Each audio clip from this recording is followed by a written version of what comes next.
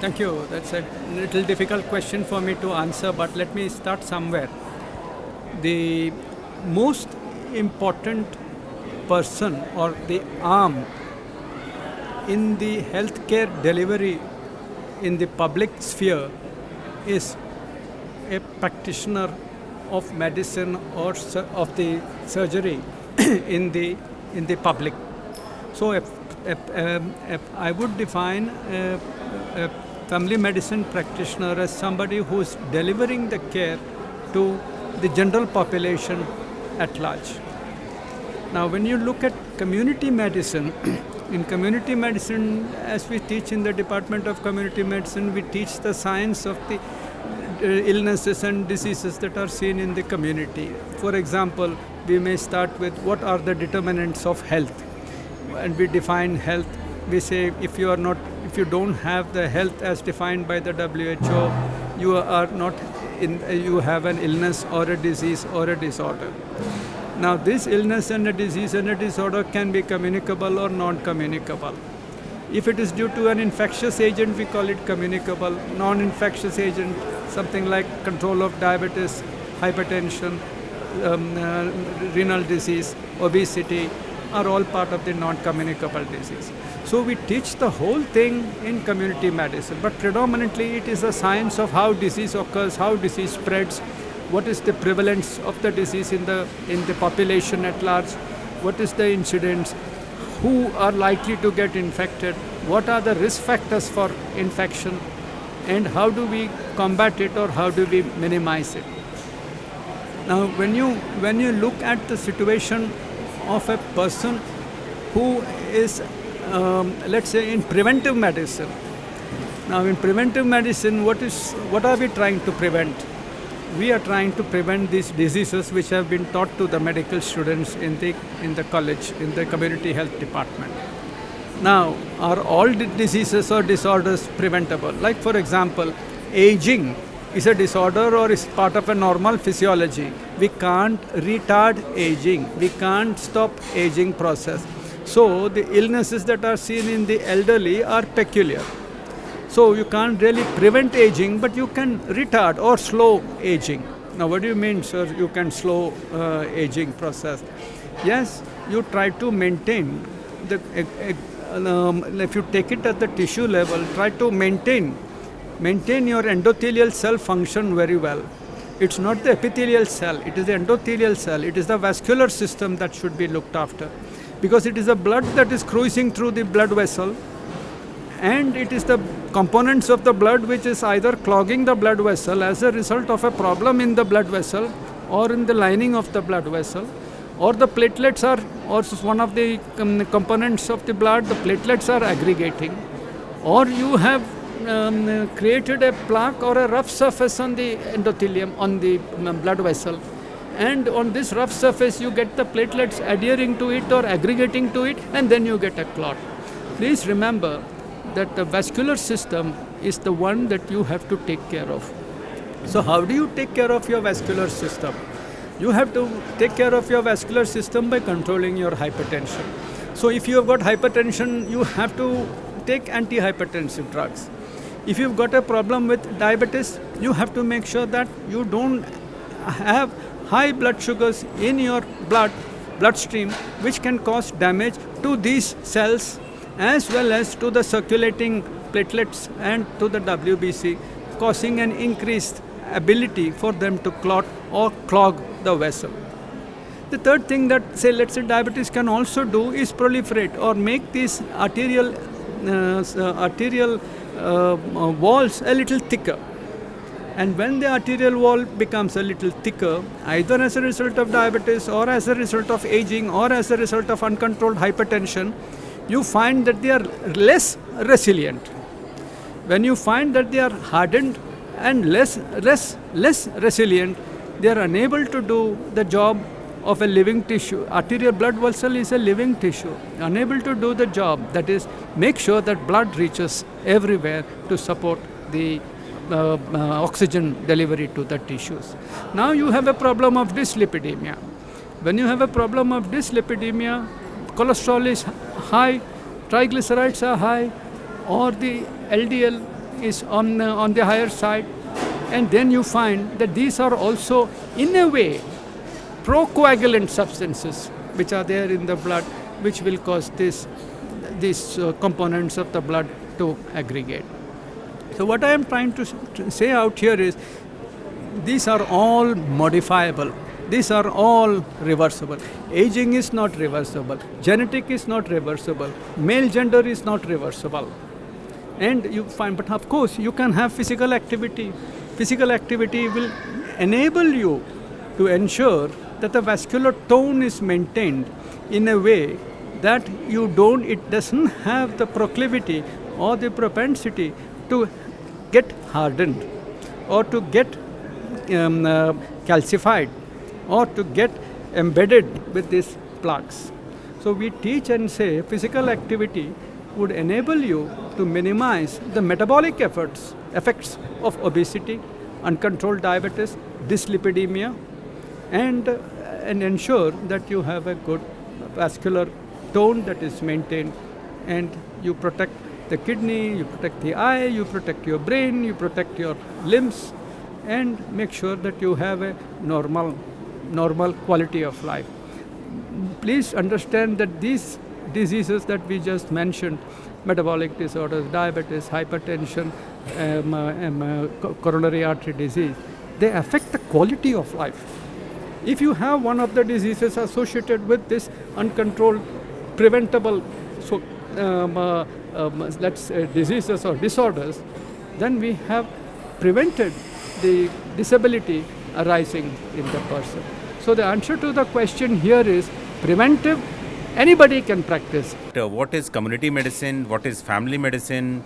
What is preventive and social medicine? Some people talk about what is public health.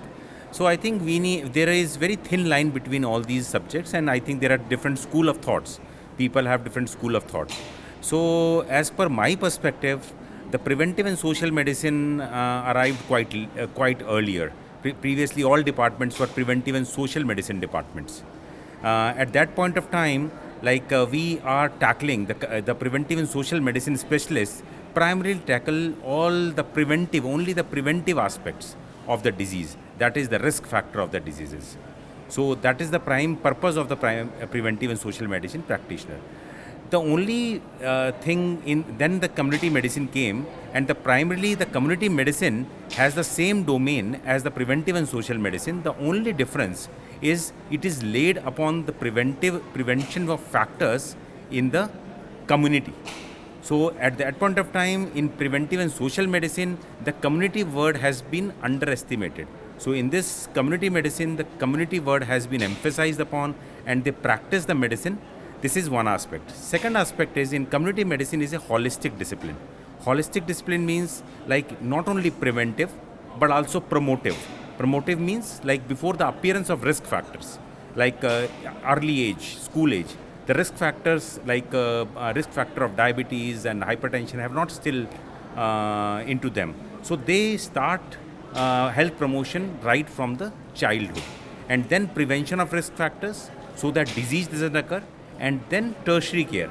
That is, after the risk factor has developed, how to prevent the diseases and how to mitigate that diseases so that disability doesn't occur. So community medicine is a more holistic concept than preventive. Now coming to the family medicine.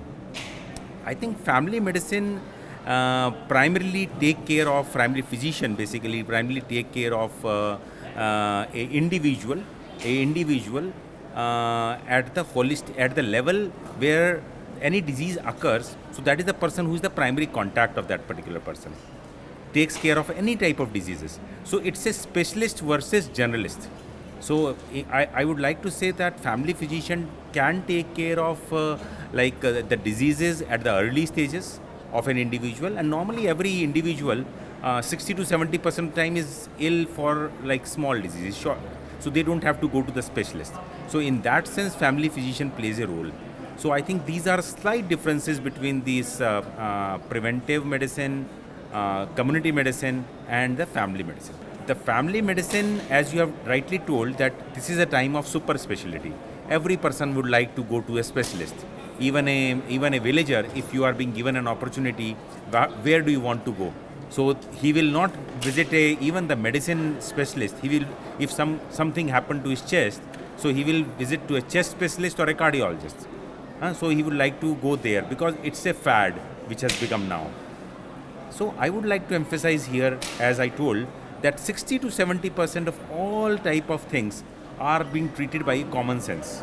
A person who has that type of common sense, a person who has that type of understanding of a common diseases, and that can be tackled through a family medicine specialist, as compared to specialist, for which when the disease is advanced, you can't be tackled at the family medicine specialist, then the person has to go to the specialist. It's an artificial classification, broad specialty, general medicine, or orthopedics, general surgery, and cardiology. I always tell my medical students the cardiologists are specialists in reading ECGs, echocardiogram, performing interventional cardiology, and their skill set is different from what we train a broad specialty internal medicine graduate. Similarly, for a surgeon, the skill set, he knows that he has the basic skills to perform a cardiothoracic surgery, but he doesn't know how to actually treat or correct the cardiothoracic problem that he sees in the patient. In other words, they have a skill set. The skill set is far different in the specialty where they have trained for cardiovascular surgery.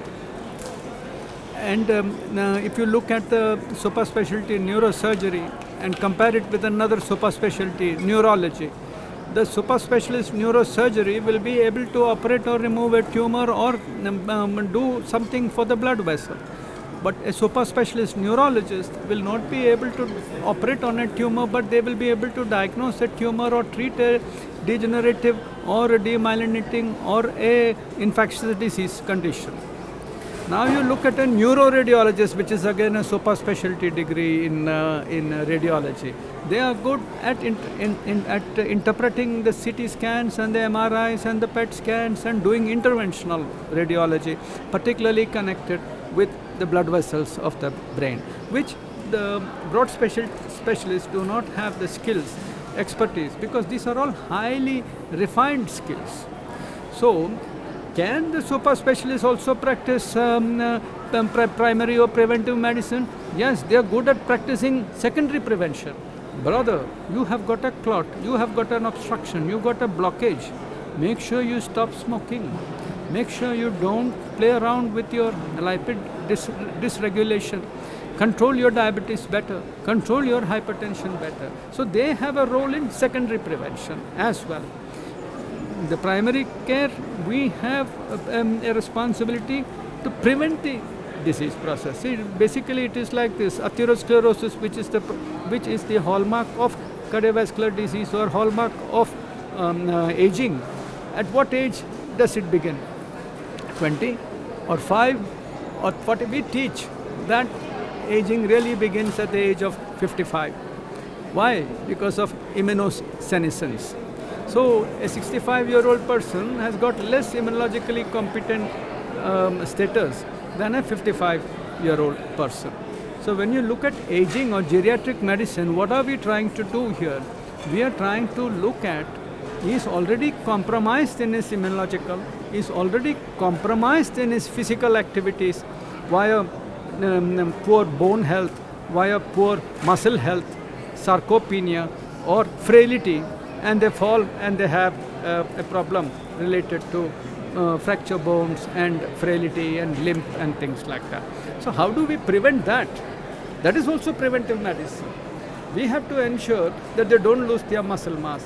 We have to ensure that they don't lose their bone mass. We have to ensure that they are properly immunized and adequately immunized.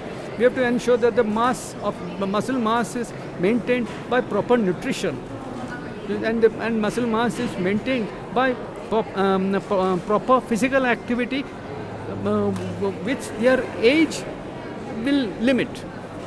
So that is how we can even prevent preventive medicine in the age group. What is the preventive medicine in adolescence? The preventive medicine in adolescence is, how do I prevent HIV acquisition? Prevention of HIV is what is important in the adolescent age group. It is not so important in prevention of HIV, is not important in the over 65s. The question of, in terms of immunization is far more important in the age group 0 to 5 than in adults. Now we always say the three most important public health discoveries. One is immunization, two is purification of water, third one is antibiotic. The fourth one I will say, and well studied, is the prevention, the impact of smoking cessation. Which primary health physician or secondary care physician or tertiary care physician tells the person stop smoking? If you're smoking 30, make it 10, make it 2, make it half. Smoking cessation is an important public health prevention. Now, who is talking about pollution? Am I telling my people don't go to Hyderabad city because it is number one polluted city in the country? Or go to Kashmir, or you go to, say, Kerala, pure pristine coastal air. Difficult. We have to maintain the respiratory hygiene and the respiratory health of the person as well. So certain diseases, you know that in HIV today what we talk, if treatment is prevention. If you treat a person with HIV and bring the viral load down, it is prevention. And that person we are even going to the extent of saying that person can have condomless sex with a serodiscordant partner. You see how the limits of these prevention efforts are, expanding. It's very difficult to say. Even in diabetes, get into your weight control. First treatment of diabetes is diet. Second treatment of diabetes is diet. Third treatment of diabetes is diet. Then comes weight control. Right. But today it's a little different. Of course, the number one is in terms of, if it's alcohol, substance abuse. I would say as a problem is substance abuse. Second one would be in terms of, let's say, violence, which has to be violence. The third one would be in terms of course, substance abuse. I include even nicotine and smoking and things like that. Not IV drugs and all of those things. Of course, mental health, mental hygiene, mental health. And the stress on the student and the adolescent is far greater. Malignancy is not a problem in adolescents. Only one malignancy I teach, seminoma, or tumors related to the genital organs or the testes. Otherwise, there is no problem. But preserve, they all damage. The number one thing that we should all look for is living without a disability. We call it in community health parlance DALYs, disability adjusted life years. I am now 70. If I want to live another 50, I think my longevity is another 13 more years. Based on my risk factor calculation, everybody must do their risk factor age-related calculation every 2 years or every 1 year and modify it. If in a younger age one could smoke, it's not a big problem. But as you come to 70 and you smoke, it's a bigger problem. In a young, you don't control diabetes, is not that great a problem. But in the older, because your risk profile changes. In other words, everybody has a risk calculator. Having reached the age of 70, having no illnesses, my risk of having a fatal MI, death, or a stroke is 5% each year. 5% each year. If I have diabetes, if I have uncontrolled hypertension, and if I am a smoker, my risk factor goes beyond 10% each year. So you see, the number one risk factor in the world today is advancing age. Okay? Then comes very comprehensively answered about these risk factors. No? Yeah. So I think these are the primary risk factor which has been answered already. So, no, I think very well answered by sir, as this adolescent problems are growing over a period of time due to multiple factors. So what we can do is, I think they need to be counseled. Number one, they need counseling. I always suggest that family members are the best counselor, because most of the time they remain with the family. So they are the better counselor, their father, mother, peers. Second counselor are their friends or peers, which they spend another time. And third are the doctors, who for whom they have a specialist counseling. So I think counseling is the key to all of them, and then the upbringing, because now over a period of time the moral values and the upbringing has deteriorated. So we need to set our example in our family that we need to be morally correct. If we are morally correct, then our children, our future generation will be morally correct. So these are the things which we need to do for improving their mental. So thank you.